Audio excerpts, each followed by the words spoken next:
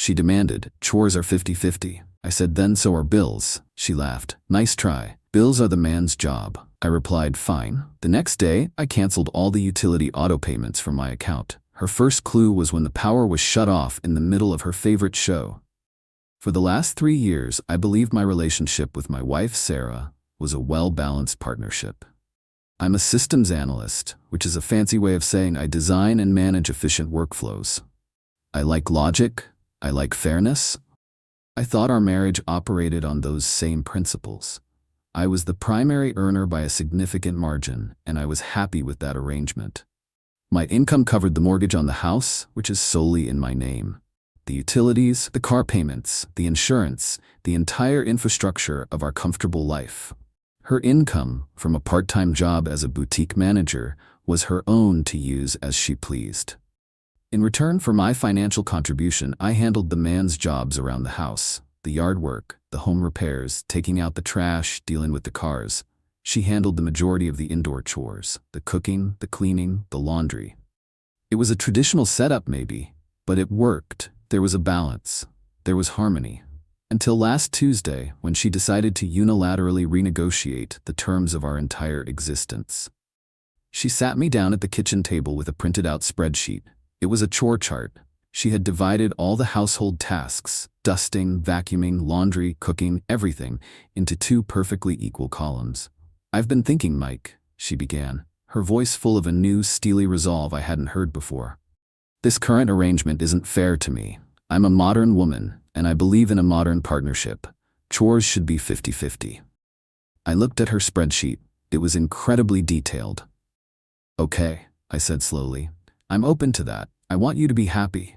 But if we're going to make our partnership a true 50-50, that should apply to everything, right? Not just the chores, but the financial responsibilities as well. I expected a reasonable discussion. Instead, she laughed. It was a sharp, condescending laugh, the kind that makes you feel small. Nice try, she said, a smug smirk on her face. But no, bills are the man's job. That's different. You're the provider. That's your contribution. My contribution is, well, it's me. I just stared at her. The sheer breathtaking hypocrisy of it was stunning. She wanted the philosophical benefits of modern equality without any of the financial responsibility. She wanted to be a 50-50 partner in the dusting, but a 0% partner in the mortgage. She wanted to have her feminist cake and have me pay for it too.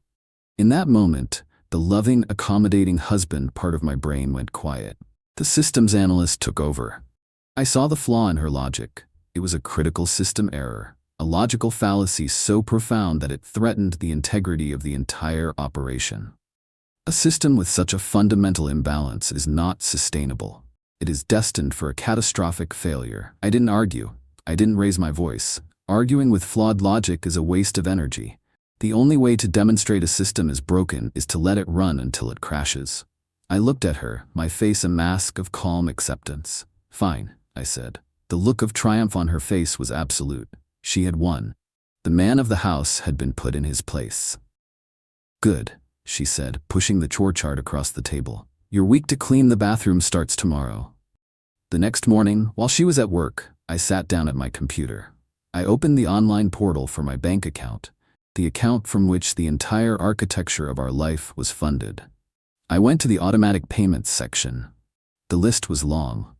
The mortgage, the electricity, the gas, the water, the high-speed internet, the premium cable package, our cell phone plan, all 3 of the streaming services she watched religiously. One by one, with the quiet, methodical precision of a bomb disposal expert, I canceled every single auto payment. Then I did one more thing. I transferred a significant portion of my savings into a new separate account at a different bank, an account she had no knowledge of.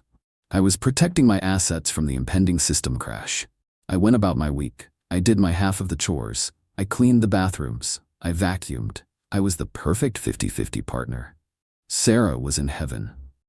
She had successfully renegotiated her life to include all of the benefits and none of the responsibility. She thought she had won. She had no idea that the system was already in a state of cascading failure. She just hadn't seen the error messages yet. The first one was scheduled to arrive in about a week. Update 1. The first domino fell on a Thursday night. Exactly 8 days after our little talk. It was the night of the season finale of her favorite reality show, a program about impossibly wealthy women who argue on yachts.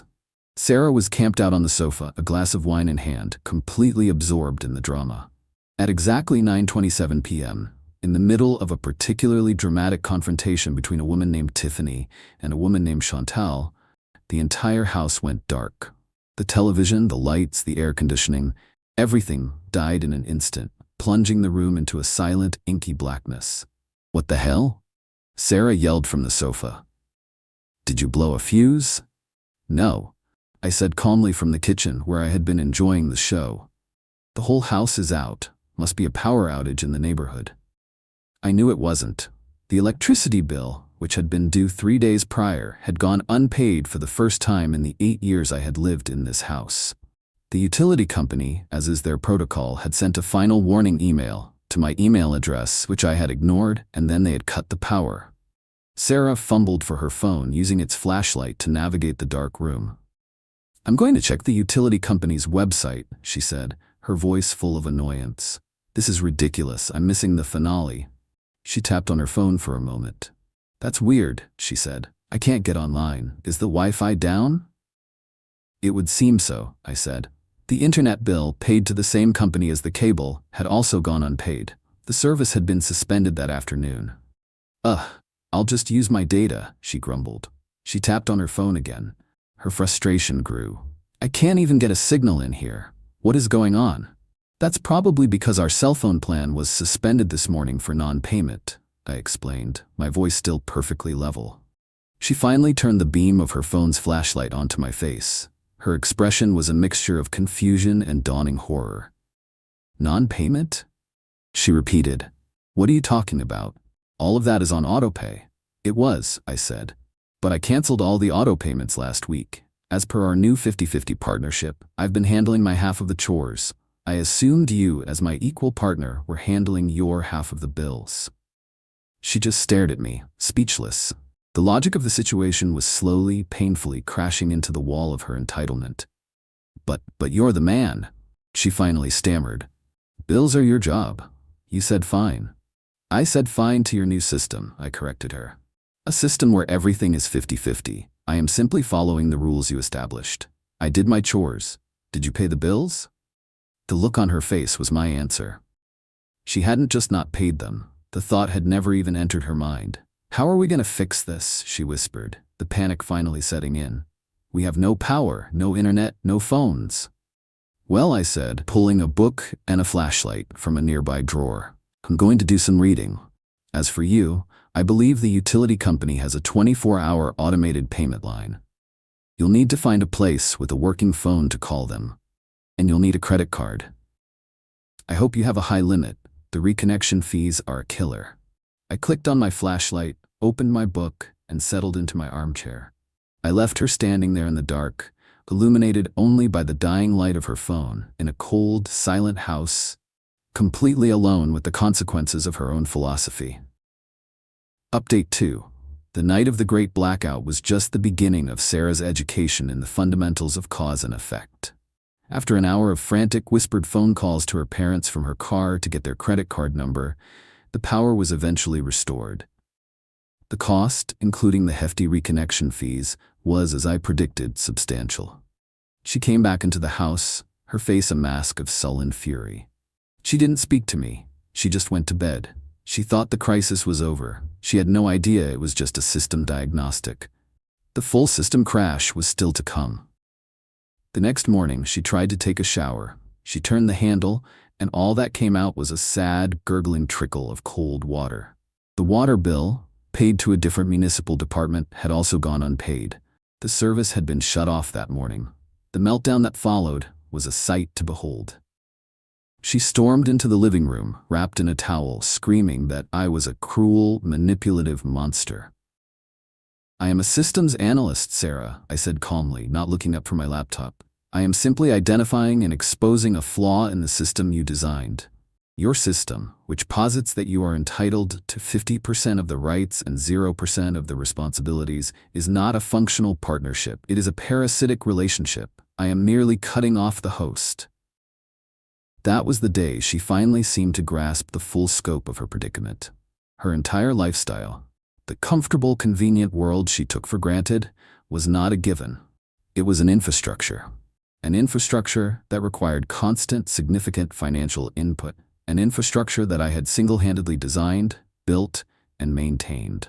And I had just decommissioned the entire network. Defeated and unshowered, she went to her parents' house.